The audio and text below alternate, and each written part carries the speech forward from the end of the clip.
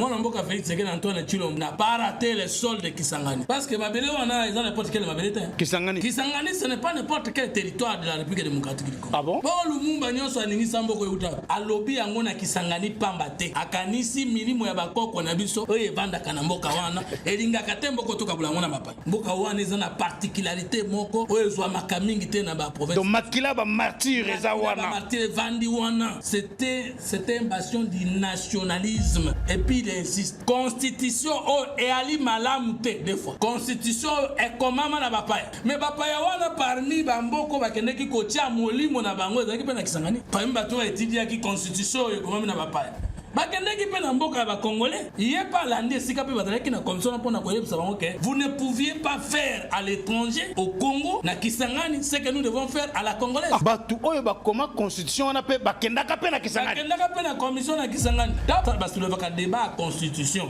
et de la révision nango et la changement nango na monde entier donc on a vu 4 points de vue. Il y a ceux qui sont pour comme moi, il y a ceux qui sont contre comme l'autre, il y a ceux qui s'abstiennent, il y a les non alignés. Mais ceux qui sont au pouvoir ont seul pouvoir la possibilité d'aller vers le peuple. Il y a une opposition, quand il y a un référendum, il faut qu'il soit précédé par la loi référendaire. Il y a des opposants, la majorité parlementaire. Loi référendaire, il y a voté. Dans mon conseil à lobby, et 50 ça la conscience ont reflété la réalité nabiso. Est-ce que nos réalités en tant que culture et juridique? Mais c'est l'anthropologie, c'est la sociologie, c'est l'histoire, c'est la culture, c'est la coutume, c'est la religiosité. Avant tout ça, la yango comme mabe koza droit. Te eza bizaleli na biso ba. Vision politique, fédéralisme eza droit, unitarisme eza droit, république eza droit, démocratie eza droit, révolution eza droit. Tango to sangisi yango na leadership ya non politique, bango nde ba kotala, ba sociologue to utaki wap, ba philosophe concept a congolais bo konzeza la kanini, bazelaka solution et pas ya gouvernement te pas président. Yo ka ba congolais balbani, chef de l'état talela na biso likambo. Maman Denise quel est l'imaginaire des Congolais sur le pouvoir? Wana philosophie, psychologie. Tant que tout ça wana anthropologue aye. Amino tout ça ka ben institution akala. Ben so balu ba kala zakinin, ya ba Kongo akala zakinin, ya ba tete zakinin, ya ba kala zakinin. Toko comme tribu moko. Wa peut ko puiser l'exemple positif. Wa peut ko tika. Alors donc nous sona na conscience de mission yo. Et ça le matin. Constitutionnaliste oyo a le biboyer. Confier l'écriture d'une nouvelle constitution à une commission spéciale est un coup d'état constitutionnel. Le coup d'état constitutionnel qui peut le faire, c'est celui qui n'a pas eu le pouvoir du peuple et qui, sans passer par référendum, agit contre la constitution. Tant qu'on a eu Sakayo que constitutionnaliste a eu constitution. Vous comprenez seulement qu'un constitutionnaliste n'a rien à voir avec la constitution. Alors, ce qui va confier rédaction, il y a constitution, il y a une commission de coup d'état constitutionnelle qui prouve ça, c'est écrit où? C'est où dans la doctrine? Parce que toutes les constitutions du monde entier sont dans la cas décidées par les leaders politiques au pouvoir et il y a toujours une commission. Ce qui commission est ici et peut se pouvoir en place et endosser. Donc la doctrine est athée. Mais coup d'état constitutionnel. Toutes les constitutions du monde entier pour un référendum et de la peuple mutakomaka ngote monsieur les journalistes. Est-ce que constitution écrite dans la peuple? Ce que le peuple mutakomaka constitution dans une république. Pour nani question ba kay kotala ba benga ngo référendum. Mais constitution oyo uti na référendum donc peuple souverain de mutandimi yango. Alors, que commission peuple souveraineté constitution uti na nini? Peuple mutavota ngo na référendum. Ningi koloba e komama ki na peuple était mais ba memaki ngo pas peuple. Où est-ce que Moïse Katumbi a appris que on ne peut pas changer la constitution qui est passée par référendum? Puis peuple yango peut ce que pouvoir les chefs de l'État dit a été rédigé à l'étranger par les étrangers. Comment il y a lobby que Moukonzambo a fini peuple comme l'étranger? La constitution ne changera pas, elle a été approuvée par le peuple et aujourd'hui Félix Tshisekedi traite ces peuples comme des étrangers. Bon, Félix Tshisekedi dans le discours na Kisangani a traité peuple comme étranger na place. Est-ce que bato a comment qui constitution comment on a un peuple congolais? Yoka définition d'un peuple congolais. Donc la commission qui a rédigé cette constitution s'appelle le peuple congolais.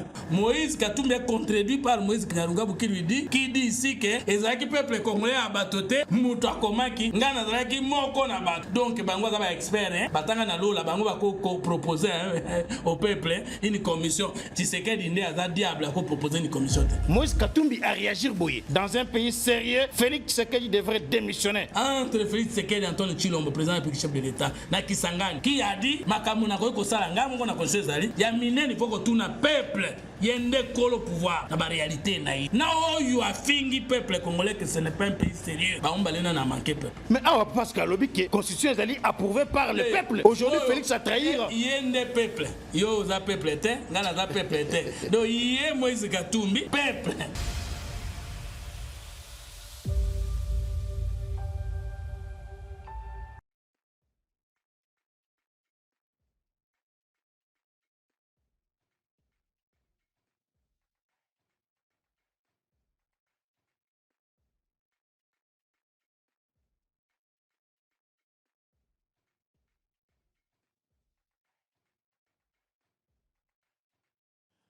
Ça y est, les dés sont jetés. Faudra-t-il que nous nous exprimions en ces termes-là, après avoir suivi le meeting du président Félix Tshisekedi, le meeting historique à Kisangani, où le président a finalement levé l'option carrément de mettre en place une commission nationale qui va statuer sur la rédaction d'une nouvelle constitution. Les sujets faits polémiques au sein de la classe politique congolaise, mais aussi au sein de la société civile. Nous allons aujourd'hui parler de ces discours historiques du président Tshisekedi à Kisangani, la ville martyre, mais aussi examiner les réactions des opposants qui filment déjà. Ils sont montés au créneau, un certain nombre d'acteurs politiques de l'opposition, pour fustiger, condamner et s'opposer catégoriquement à cette initiative du président Tshisekedi. Pour passer au peigne fin toutes ces questions, nous avons le plaisir de recevoir dans cette émission un politologue avec lequel nous avons depuis un certain temps abordé les différents aspects de la révision ou du changement de cette constitution du 18 février 2006. Il s'agit ici d'un politologue qui est doctorant en sciences politiques à l'université de Kinshasa. Il est géniteur de la troisième voie, courant des pensées, et président d'un parti politique, Idéal Patriote, un parti de la troisième voie, mais aussi de l'Union Sacrée. Vous avez bel et bien deviné là qu'il s'agit bien de M. Fumutoto. Bienvenue dans cette émission, M. Fumutoto. Merci beaucoup. Fumutoto, enfin, le président Tshisekedi s'est adressé aux Congolais de Kisangani, mais à l'opinion nationale, mais aussi internationale, hein, sur cette fameuse, je dirais même épineuse question de la révision de la Constitution. Mais d'entrée de jeu, Fumutoto, comment avez-vous trouvé les discours du président Tshisekedi? J'aimerais ici épingler quelques points saillants que le président Tshisekedi a pu faire mention dans son discours, surtout les points liés à la Constitution. Félix Tshisekedi a dit ceci: notre Constitution n'est pas bonne. L'actuelle Constitution a été rédigée à l'étranger par des étrangers. Il faut une Constitution aux réalités congolaises. Le président n'a pas le pouvoir de changer des mandats, mais les peuples. L'année prochaine, je vais mettre en place une commission nationale pour réfléchir sur une Constitution adaptée à nos réalités. Commission nationale Oekobota, Constitution Mososo. Oekobota, parce que c'était en Lingala. Je n'aimerais pas que l'on revienne sur d'autres aspects parce qu'il a parlé du pouvoir d'achat, il a abordé des questions sécuritaires, mais j'aimerais qu'on reste essentiellement sur la Constitution. Fumutoto, je viens de lire là les grandes lignes, les grands points soulignés par le président Tshisekedi dans son discours à Kisangani. Personnellement, je suis consolé. Consolé? Personnellement, mon hésitation est éliminée. Personnellement, ma crainte est dissipée. Parce que l'émission est bilingue, je ne cesserai jamais de les mentionner. Merci beaucoup. Voilà. Kubanga nangai elongwe. Kanda nangai ekiti. Attachement nangai emati. Parce que l'émission na yasuka na lubaki boye. Soko mokonzi amboka abangi pour réviser qu'on changer constitution alors que constitution nyonso ya monde entier ezala changer ezala réviser ezala maintenir longtemps sans amendement ezakaka bato ya pouvoir nde basalaka yango soki kasi ye abangi kotouche na constitution oyo article 218 article 5 article 9 article 69 epesi ye l'arbitre de tout le pouvoir régulier de la République démocratique du Congo tina nini ye kozala mokonzi parce que baintimidaka mokonzi te. Donc wana siko obanda pe ko intimider ye obanda ko intoxiquer ye obanda ko pousser ye à l'erreur ou bien obanda ki ko opposer ye contre les peuples oyo ou bien acteurs politiques oyo bazali vendez-vous contre l'initiative oyo. Nazalaki nde kolakisa bato baza na tendance ya kubangisa mwana mboka Félix Tshisekedi Antoine Tshilombo président de la République chef de l'État que lui n'est pas un peureux, il n'est pas un intimidable. Il n'a pas raté les soldes de Kisangani. Parce que Mabele wana ils ont n'importe quel Mabele. Kisangani. Kisangani ce n'est pas n'importe quel territoire de la République démocratique du Congo. Ah bon? Bon Lumumba nyonso aningi samboko yuta. Ah, Lumumba zalaka pe na Kisangani. Vous pensez que ezalaki choisi par Félix pour lobalika mandengi wana kaka na Kisangani? Occasion te et puis agent révolutionnaire. Donc, faut expliquer un peu. Donc, vous pensez que Ezalaki vraiment bien choisi par le président Tshisekedi qui a kende kolo wa makambo wana na Kisangani pona nini? Parce que muko wana nga mtu nalobi woni Kisangani mais j'assume ce que je dis. Parce que mukolo Genocoste congolais to ka Genocoste. Genocoste oui. Azal il fa Azalaki programmé Azal. Mais empêché pour une raison Azalaki te. Il était malade, on doit le dire. Il était en Belgique, hospitalisé. Hein. Maintenant, Alobaki qui a kokende pour honorer présence naïe, pour kolakisa qui peut pas accepter que les étrangers se battent na mabele naïe. Yo kanisi que dans la liente.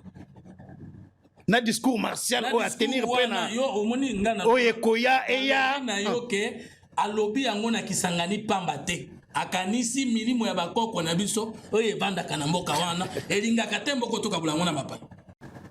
Ah bon? Je vous dis, Nazolo Babato Bazola Nangaye. Soki ezana mabereza la komi olali oyoki ke kimia kongwe vanda kawa. C'était Boyoma Kisangani. So wana eza révélation makasi fu mtoto. Na Kisangani soko okomi okutaka te kolo moko ezobundisa kolo mususu pe mopayaza éviter. Ah ben balengola na banen pe bituma pe talaka. Ezana tuna bangote. Je vous dis so comme na Kisangani au lieu obeli diare c'est que yo moko yaki na maladie na. Mboka wana ezana particularité moko oyo zo makamingi te na ba province. Donc makila ba martyr eza wana. Ba martyr vandi wana. C'était une bastion du nationalisme. Bastion du nationalisme. Et le chef n'a pas raté l'occasion. Il a dit oui, souveraineté du peuple. Tokobele langwawa. Et puis il insiste. Constitution et ali malamu te des fois. Constitution est comment na bapaya. Mais bapaya wana parmi bamboko bakendeki kotia molimo na bango ezaki pe na Kisangani. Parmi bato étudier qui constitution et comment na bapaya. Bakendeki pe na mboka ba congolais. Il y a pas l'année si capé bazalaki na commission pour na koyebisa bango que vous ne pouviez pas faire à l'étranger au Congo na Kisangani ce que nous devons faire à la congolaise. Ah, donc osolo baké batu oyo bakoma constitution wana pe bakendaka pe na Kisangani. Bakendaka pe na commission na Kisangani. Bakenda kokola koma. Bangoka nde babengaki bapaya baba koboma biso na Kisangani. Mokonzi arakaki azala wana pona koyebisa bino ke nakoki ko défendre bino koleka mutu nyonso abengaki bapaya baka koboma bino. Et na yebisi bino ke bino bokoki na constitution wana te po eza na réalité est-ce que na constitution yo caractère ba boyome eza na kati. Caractère baboyeme kasi alobi to ça la constitution conforme na ba réalité na biso et caractère baboyome na baboyomezi eza na kati constitution. Donc je suis consolé parce que le chef de l'État n'est pas intimidable. Je suis consolé parce que le chef de l'État n'a pas peur. Je suis consolé parce que le chef de l'État comprend c'est quoi avoir le pouvoir et l'exercer. C'est ça le pouvoir. Mais alors on va bien le pouvoir. Et c'est là qu'on est à l'écolo. Et qu'on ça la face. On a combien de choses? Insubordination. 2. Insoumission. 3. Révolte. 4. Insurrection. 5. Rébellion. Et pouvoir est capable, ce qui pouvoir, la définition de la science politique, ce qui est mot contrainte, mot domination, mot autorité, la notion de pouvoir exact, mais le pouvoir public tout le temps qui n'a eu. Oezali, bapesi l'article 9 de la Constitution. Balobi l'État qui exercer souveraineté.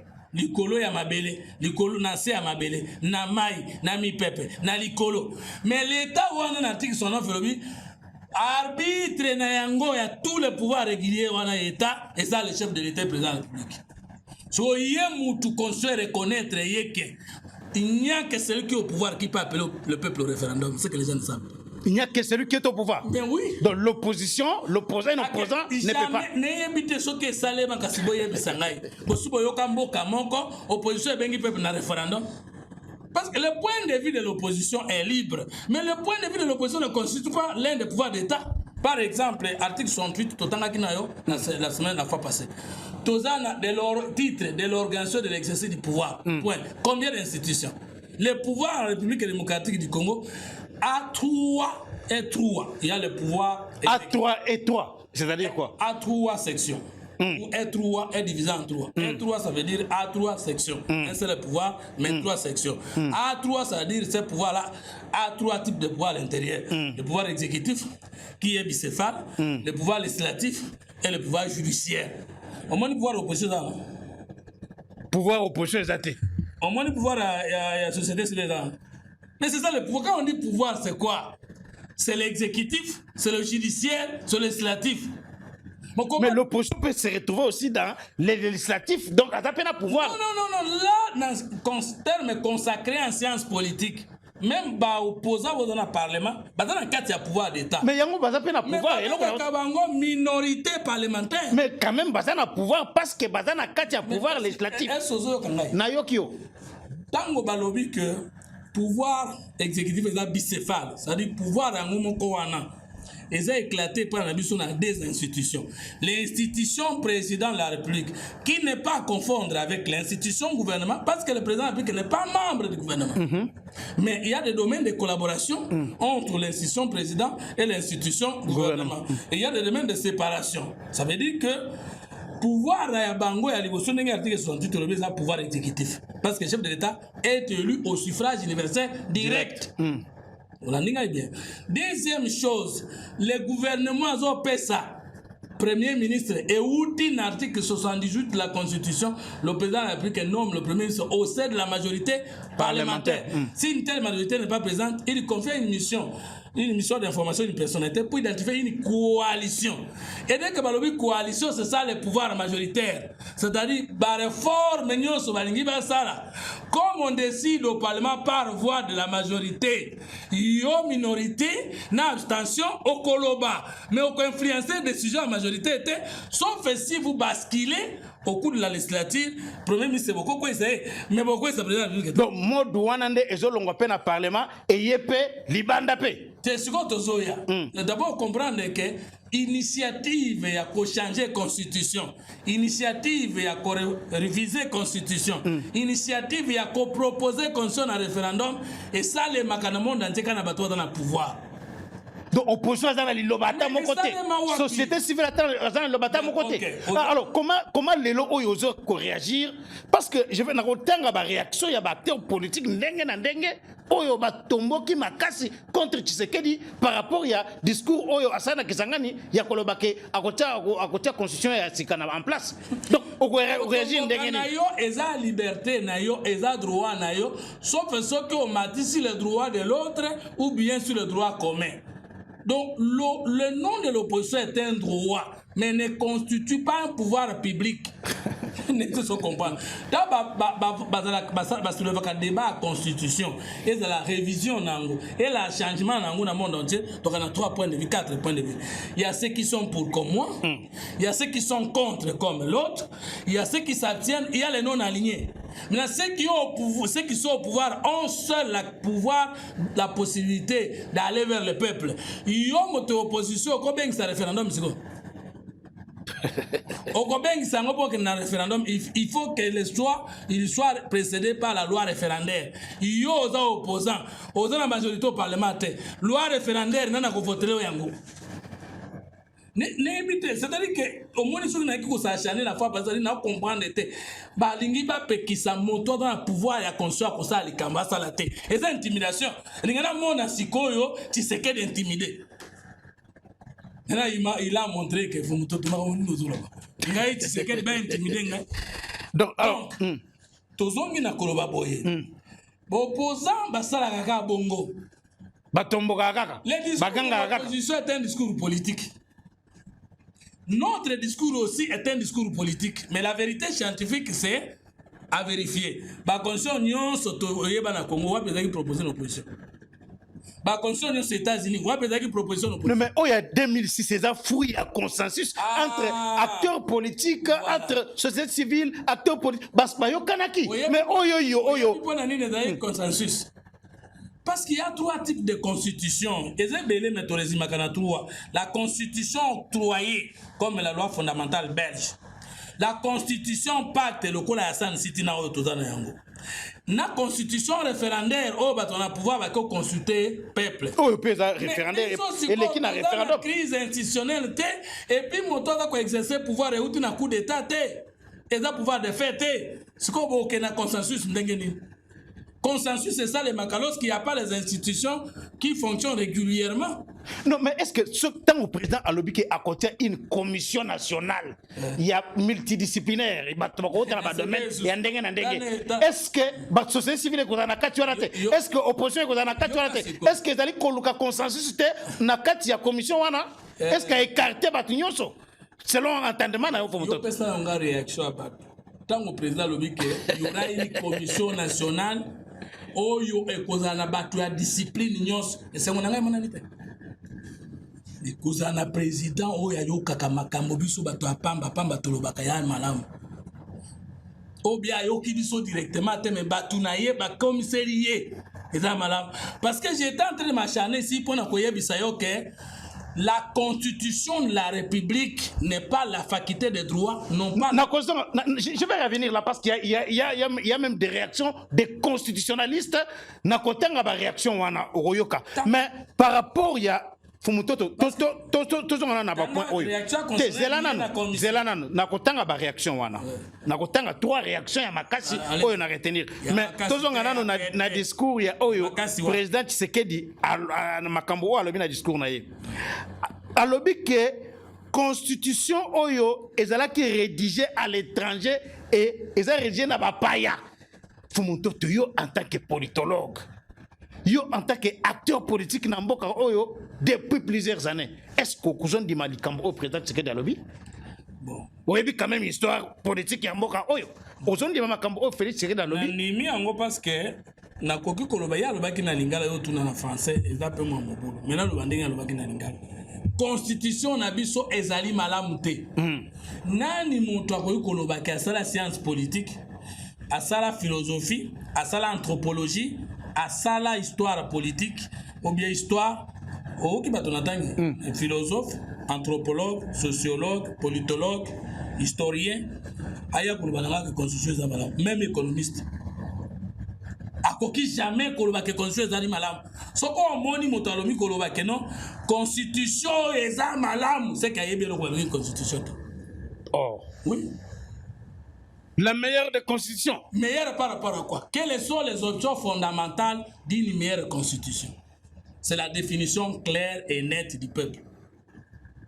Alors, constitution pour nous, et comment il n'a pas été? C'est la définition nette et claire de la forme et du fond de l'État.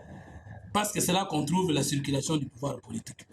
Ici, lorsque l'article 220 verrouille la forme républicaine de l'État, na tout na politologue dans le monde entier, juriste, philosophe, statut, est-ce qu'il existe une forme républicaine de l'État? Oh. Mais c'est quoi? Forme républicaine de l'État. Il n'y a pas une forme républicaine de l'État? On a de cette constitution, c'est quoi? La forme républicaine de l'État.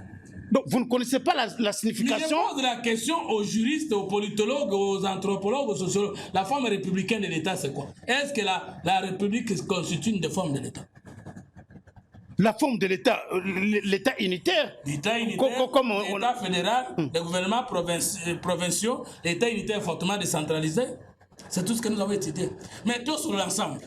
Est-ce que le fédéralisme, c'est le droit? Est-ce que l'unitarisme, c'est le droit? Est-ce que la constitution, c'est le droit? Est-ce que le droit économique, c'est l'économie? Comment Moutousso qui atteint le droit économique, à quoi Manami soit abattu économiste? Non, faut me tout. Parce que vous dites des constitutionnalistes. Constitutionnalistes, ça y est, la constitution qui est donc, on a continent aux Olobaki, forme républicaine à l'État, et républicaine il y a l'État, et il y a l'autre côté. Et bon, les gens Congo. Oh, article 220. Parmi les matières verrouillées. Article, c'est article moko et banim peda makasi parce que ba débat nyonso parmi les matières verrouillées. Et ça article 220. Nazo tanga article yango. C'est le fameux article. Voilà, et lobi boye. La forme républicaine de l'État, le principe du suffrage universel, la forme représentative du gouvernement, le nombre et la durée des mandats du président de la République, l'indépendance du pouvoir judiciaire, le pluralisme politique et syndical ne peuvent faire l'objet d'aucune révision constitutionnelle. La forme républicaine de l'État. La forme de l'État, nous sommes dans le monde entier, dans les États-Unis, en France, et où tu as un idée de parti dans la carte politique. Vous connaissez un seul parti politique au monde et dans la forme de conception, d'idéologie, dans la forme républicaine de l'État. Existe. Je provoque le débat avec tous les doctrinaires en sciences politiques en droit. Donc, moi, faiblesse dans la constitution. On verrouille l'inexistence. Non, est-ce que fausseté? Comment un constitutionnaliste, s'il était vraiment politologue ou philosophe politique, comment c'est la meilleure des constitutions? Est-ce que État unitaire, fortement décentralisé, on appelle ça aussi les régionalismes constitutionnels, au lieu parce qu'il y a un fédéralisme. Est-ce que ça, c'est ce qu'il ne pas? Quel est le contraire de la République? On peut être chef de l'État sans être président de la République. Il faut pas toi comprendre. La démocratie belge est royale pendant que la même démocratie en France est républicaine. Mokonzi à Belgique, Azan chef de l'État, Mazan président de la République. Mais Mokonzi à France, Azan chef de l'État et président de la République. Qui vous a dit que pour avoir une démocratie, il faut être une république? Absolument. Pour que vous verriez la forme républicaine de l'État. Et maintenant, c'est quoi la forme républicaine de l'État? Le contraire de la république, c'est la royauté. C'est la monarchie. Bon, c'est la forme de l'État. Maintenant, si un parti, par exemple, Lumumba Soka Takina Bomoy, lui, le MNC, c'est l'unitarisme. Bango na pouvoir balinga bandima constitution est dans la forme unitaire. Si c'est Obama Moïse Tshombe par exemple. Moïse Tshombe alinga kandi ma forme républicaine, alinga loba nous c'est l'état fédéral. C'est pas ça. Albert Kalonji dit Tonga aussi. Alinga loba l'état fédéral. IDPS Kasavubu Lumu Gizenga c'était des Italiens. Bato ya Gizenga tout balinga loba nini? Mais ba politologue bovandi bozoko yoka un soi-disant constitutionnaliste alobi c'est la meilleure des constitutions. Bisota to bango loba meilleure constitution to bandaki koboya ne Kabila nganzama na pouvoir. Alors Fumutoto, alors tokende sikoyo na point mususu oyo président Tshisekedi a soulevé. Président Tshisekedi alobi que le président n'a pas le pouvoir de changer de mandat, mais le peuple. Parce que Awa, Batou, Bazali côté de Félix Tshisekedi, Bazingite a s'éternisé au pouvoir. Les autres disent on peut réviser la constitution, mais pas question que Tshisekedi demeure au pouvoir. Là, c'est inacceptable. Non, mais à partir du moment où la constitution est dans la Bakozibone, au Konzinangwa, article 5, toute souveraineté nationale appartient au peuple. Tout pouvoir émane du peuple. Félix Tshisekedi a lobby boye pour modifier en termes de révision, ngai comme individu, population, pardon, peuple appelle ça pouvoir article 218. Appelle si gouvernement, appelle si parlement, appelle si fraction de 100 000 signatures des Congolais. Mais pour changer la disposition, c'est ce qu'il veut dire. J'assume ce que j'ai dit. Ngai moko na kosala ngona ndako na ngai te. Parce que ce cas le que conso va changer té. Il n'est pas que de la révision. Mais il y a le conso il faut que traduire la réalité na biso. Est-ce que alors bel changement quand toi le bel révision na discours na yé mais un bon communicateur surtout la manipuler la bien c'est ce que dit après moi tu as posé porte parole bon adala na yé mais yé moko kuta l'équipe porte parole on est so qui n'est communiquer Talaneti banda qui s'appelle il a donné 3 exemples dont 2 concernent la révision de la constitution et 1 concerne le changement de la constitution. Comment ça? M'a investir le 20 janvier, mais pas au gouvernement et au gouvernement mois de juin. Est-ce que ça m'a monté ou me la rabongo pour pas valider ba mandat? Il y a député. Il faut 1 mois. Et Coco ça mandat 2 jours. Tout ce qu'il dit là concerne les matières de révision. Et non de changement. Mais lorsqu'il dit botala likamboya un gouverneur ce qui assemblée provinciale et l'ingi gouverneur était bloqué alors tant article 220 on comprend que voilà entamé matière à changement de constitution et c'est ça qu'il a dit dans l'introduction. Oh mais où est-ce que il faut que ça la révision donc ça il y en 2011 parce que ma prérogative il y a province que ça la malhonnête le coup la Kabila qui a changé la constitution sans dire aux Congolais qu'il a changé. Tu sais qu'il y a boy malhonnêteté. Comment ça? La différence entre Kabila. Comment Kabila a changé la constitution? Ça c'est grave Makambozo le bara. Vous ne savez pas qu'en 2011, Kabila n'a pas révisé, mais il a changé la constitution. Non. Comment vous dites ça? Explique. Comment il a changé alors que nous avons la même constitution du 18 promulgué le 18 février 2006. 220 dans la section, il y a mis balobi. Aucune révision ne peut toucher aux prérogatives des provinces. On découvre ce que Kabila a changé. Bon, 220, je suis là. La forme républicaine de l'État, tout ça. La forme républicaine de l'État, les principes du suffrage universel, la forme représentative du gouvernement, le nombre et la durée des mandats du président de la République, l'indépendance du pouvoir judiciaire, le pluralisme politique et syndical ne peuvent faire l'objet d'aucune révision constitutionnelle. Est formellement interdite toute révision constitutionnelle ayant pour objet ou pour effet de réduire les droits et les libertés de la personne ou de réduire les prérogatives des provinces et des entités territoriales décentralisées. Ou de réduire les prérogatives des provinces ou des entités territoriales, des entités pas où, et des entités territoriales décentralisées. Non seulement au aussi m'a jamais dans la révision la prérogative il y a province parce que chacun d'elles est doté d'une personnalité juridique autonome s'il va ajouter plus la vie publique de Kinshasa c'est l'article 3 de la constitution. Maintenant au aussi m'a yangote même la prérogative il y a pouvoir provincial. Or la province n'a pas été des entités territoriales décentralisées parce qu'on a 2 types de prérogatives, je peux mettre 3. Il y a les prérogatives politiques. Il y a les prérogatives financières, il y a les prérogatives administratives. C'est ça. Maintenant, tous les prérogatives politiques. Chaque province a des organes créés par la Constitution et verrouillés. Le pouvoir exécutif qui est dirigé par le gouverneur et le pouvoir délibérant qui est dirigé par le président de l'Assemblée provinciale. Le chef de l'État va à la révision de cette changement de cette constitution par la Kabila n'a aucun pouvoir de révoquer le gouverneur. Oui. Maintenant, quand Kabila a révisé, a changé, nous a trompé, qu'il a plutôt révisé la constitution, n'a-t-il pas donné au chef de l'État le pouvoir de suspendre et révoquer un gouverneur? C'est ça, changer la constitution. Ça c'est la révision.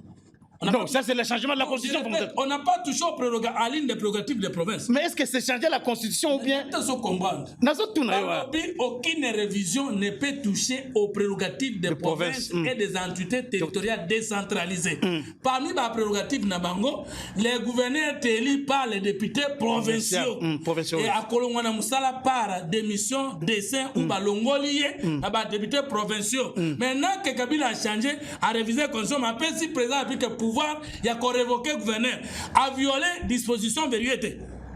Et tant à violer un gros bondimi ango. Opposition de la Guanate, société civile de la Guanate. Ah, mais on le dit à réviser, non à changer. N'est-ce pas comprendre, c'est-à-dire que la à cause de nous allons réviser, mais dans le fond, à ça, Botoli, entité territoire décentralisée, Toba province et prérogative Nabango. On est là, Kozoba. Deuxième élément, toyoki prérogative ya ba province sur le plan politique ezali organe délibérant na organe exécutif. Sikoyo Kabila soki il n'a pas changé la constitution en 2011. Ndenge nini anomaki ba commissaires spéciaux. N'a-t-il pas nommé le gouverneur? Est-ce que les commissaires spéciaux comme la constitution na oyo ndenge ezalaki avoir révision na ntango vous allez réviser? Non, Kabila avait changé la constitution en 2011, mais Tshisekedi aboyi kozala malhonnête. Alobi na biso constitution ezali mabe mpona badisposition eza non verrouillé ngai natindami kosala na constitution yango moko, gouvernement atindami kosala, parlement atindami kosala, mais mpona kosimba badurée de mandat wana il faut yemei. Et yeme est un grand frère, et un tata, le peuple, non? Donc ça veut dire que on a annoncé déjà référendum. Mais c'est clair. Ah bon? Et là, moi, je suis content d'avoir un président non intimidable. Donc il a déjà annoncé qu'il y aura un référendum par rapport. Il faut tout changer en gros. Alors, il y a une réaction. Parce que vous m'avez compris que quand le président a fait Ndakisa, a fait concernant la révision. Et après, c'est moko concernant le changement. Et donc, introduction, et la conclusion, et ça clair par le constitution, comment mina bapaya. Na molimo abapaya, c'est ce qu'il voulait dire. Et c'est et là, ta molimo na biso, ça, c'est la réalité na biso. Alors, est-ce que c'est ça un homme politique? Un homme politique a communiqué à Kanyon Sozo ya comme boule. Mais na makambeta les consciences de la kamakamomi sato, selon la troisième voie. Il y a croire changer la constitution, savoir changer la constitution et pouvoir finalement ou non changer la constitution. Tu sais qu'il y a même une croyance, tolingi to changer. Alobi to constituer commission nationale. To koye bandenge nini ba changer la kango pour ezonga susu koya ko bebati. Mais alors et puis pouvoir to ko kendo tala kolona yango pour a changer. Or croire changer, savoir changer et pouvoir changer, le peuple est complet et nous allons changer. Mais avant notre réaction, Moïse Katumbi a réagi, il y a eu d'autres acteurs politiques qui ont réagi, mais j'aimerais lire la réaction d'un constitutionnaliste. Allez. Il est professeur d'université, il a dit ceci: la constitution du 18 février 2006 est la meilleure depuis 1960. Faux. Les référendums a pour vocation constitutionnelle de faire de la constitution un instrument du peuple souverain. Confier l'écriture d'une nouvelle constitution à une commission spéciale est un coup d'État constitutionnel. Là, c'est un constitutionnaliste qui a tweeté comme ça, Fumototo. Et ça n'a pas passé. Ah bon? Et comme si on a monté. Tant qu'on a eu Sakayo que constitutionnaliste a eu constitution. Ah. La commission commission nationale écosalema mais qu'on renfermer les gens de toutes les disciplines. Commission salema kambale. Ligne majeure, il y a un acteur politique et avec les spécialistes de tous bords. Donc, dans le monde entier. C'est ce que j'avais dit l'autre fois, qu'il n'y a que le politologue, le politique. C'est le politique qui crée la constitution. Et l'expert vient institué par le politique pour étoffer la ligne majeure donnée par le politique. Maintenant, yokai. Dans mon konzi à lobby, et 50 tout ça la conscience ont reflété la réalité nabiso. Est-ce que nos réalités en tant que culture est juridique ou juridisme? Mais c'est l'anthropologie, c'est la sociologie, c'est l'histoire, c'est la culture, c'est la coutume, c'est la religiosité. Le lengue nabiso a kozala. Avant tout ça la yango comme mobe koza droit. Te eza bizaleli nabiso bato.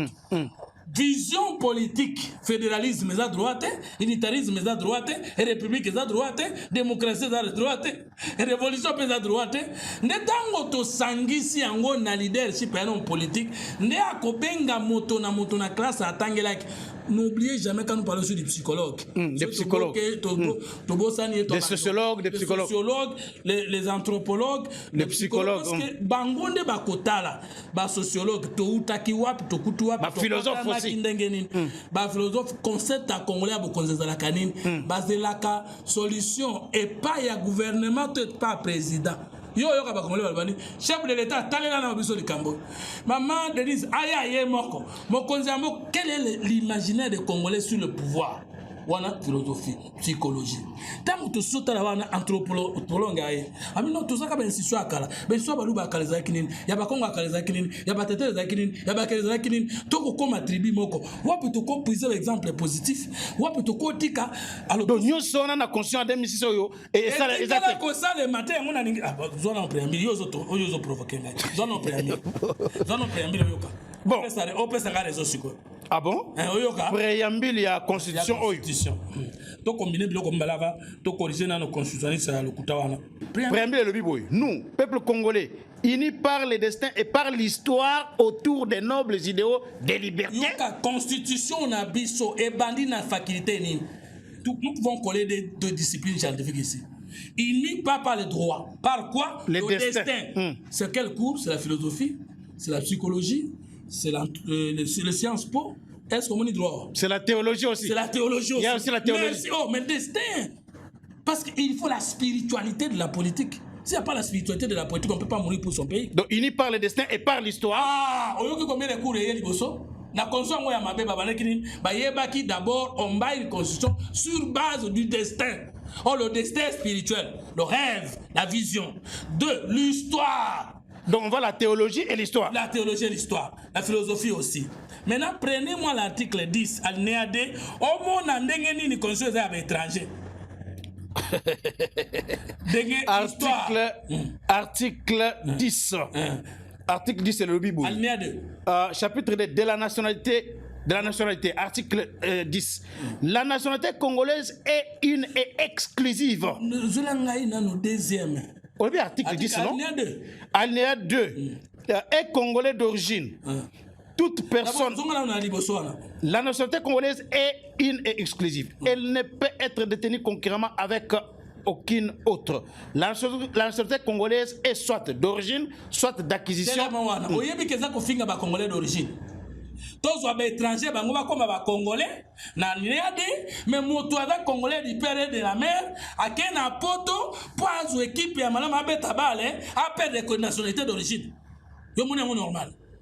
C'est quoi l'histoire, parce que tout ça, les consos, il n'y a pas le destin et l'histoire. Donc, le destin est long parce qu'il a changé de nationalité. Alors, attendez, s'il vous plaît. On comprend ce qu'on a fait. Oui. Maintenant, deuxième élément. Tant que tu es congolais, la nationalité congolaise est une et exclusive. Est-ce que vous comprenez le français? Exclusive, c'est-à-dire au Babenganaka. Au lieu de nationalité, la mission de la verrouiller. Pour aider la nationalité, il y a comme nationalité Zali, dès que Baba est moi, Sami Baleba, Longoli dans les balles. Il y a moi, Sali Bosso, appelle les balles. Il y a un normal. C'est-à-dire quoi? Elle ne peut pas être concurremment détenue avec une autre. Quelle est la nationalité la plus faible maintenant? C'est la nôtre et la congolaise. Donc, vous voulez que notre nationalité soit faible comme ça? Dès qu'on suit Moussou, il y a qui mina à Koukabambandate. Alors, bon, deuxième, qui est congolais? Alors, est congolais d'origine.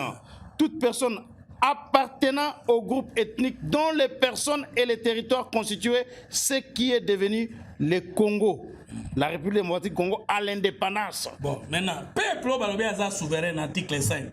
Peuple a botti l'État en article 9. Peuple a botti chef de l'État en article 69, a botti en 1960. Biso ba Congolais nous existe à partir de 1960. Parce que vas-y va attribuer à l'Okuta, à continuer bango pour pas comme va Congolais. Bon, alors répondez maintenant à ma question parce que nous n'allons pas nous attarder. J'aimerais lire d'autres réactions des autres acteurs politiques.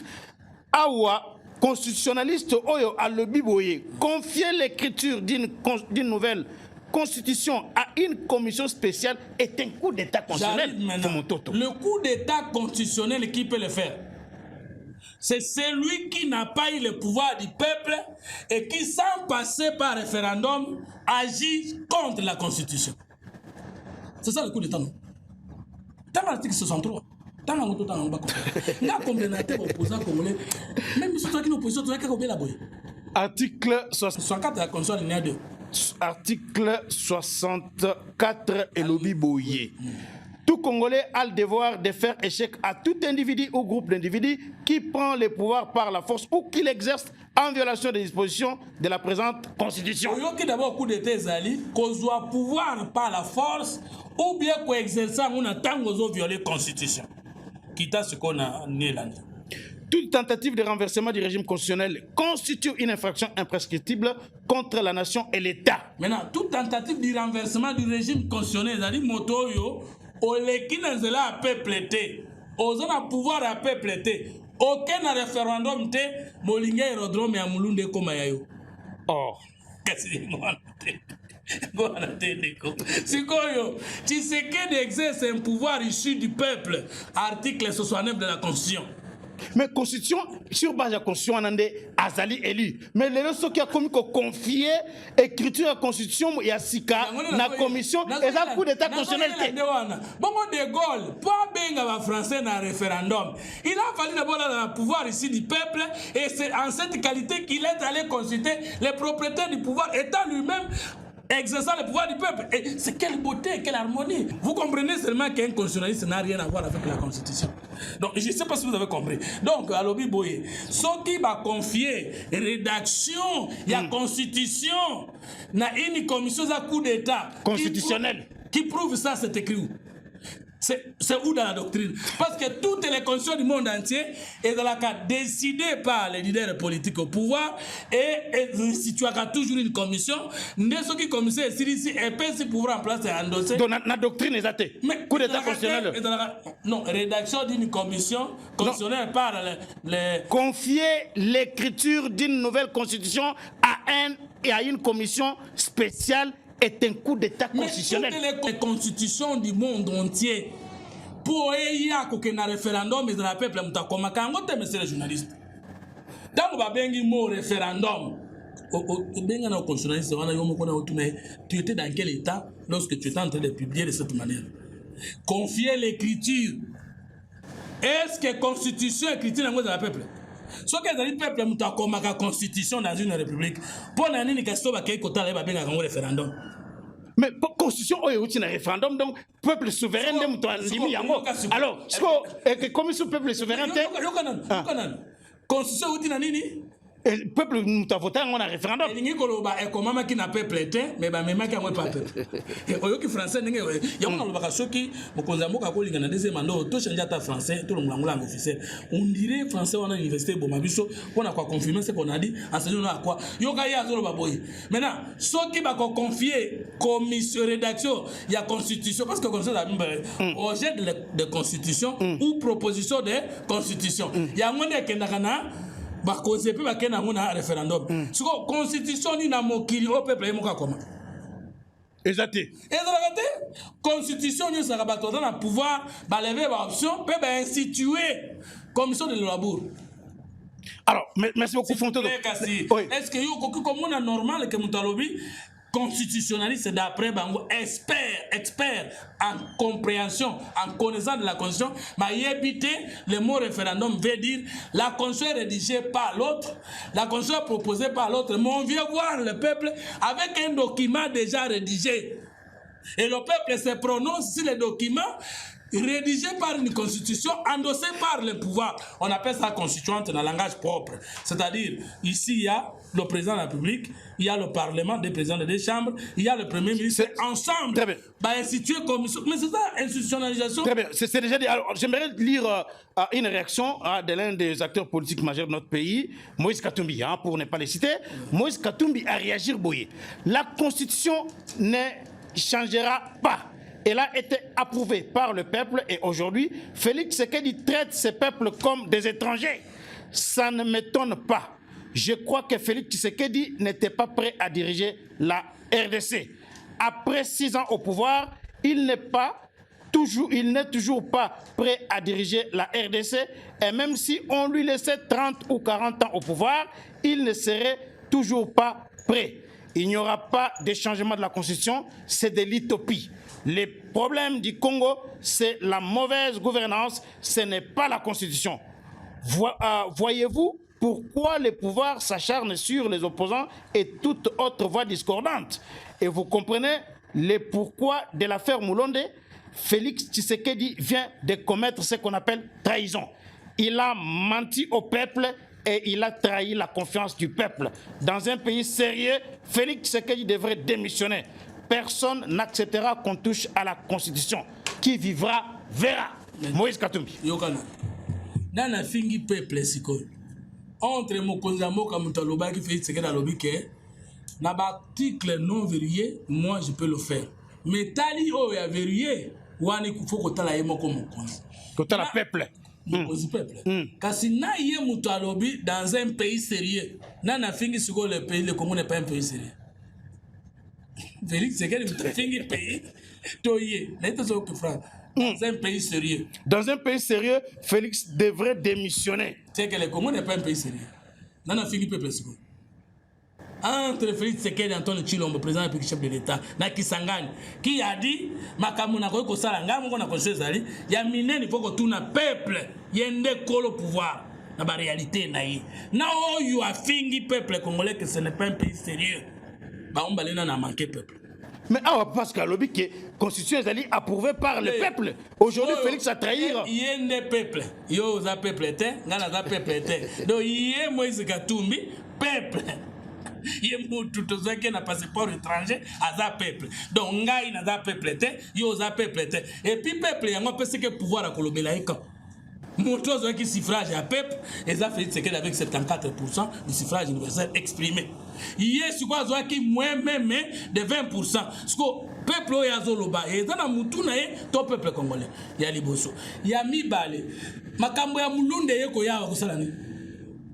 Au monde, il y a l'article 181, 183 de la loi statuant sur l'aviation civile, ne lobby que okoki ko créer okoki ko exploiter okoki ko réformer aérodrome sans autorisation à pouvoir public. Au moins ils ont collé.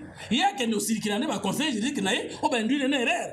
Troisième élément, tant on lobby que on ne peut pas changer la constitution. Sukoyo, constitution à France. Il y a 4e République, il y a 3e. Il y a 5e République, je m'excuse parce qu'à la fois passée, la monde n'a pas de 4e. Maintenant, la constitution a proposé qu'on a peuple. Où est-ce que Moïse Katumbi a appris qu'on ne peut pas changer la constitution qui est passée par référendum?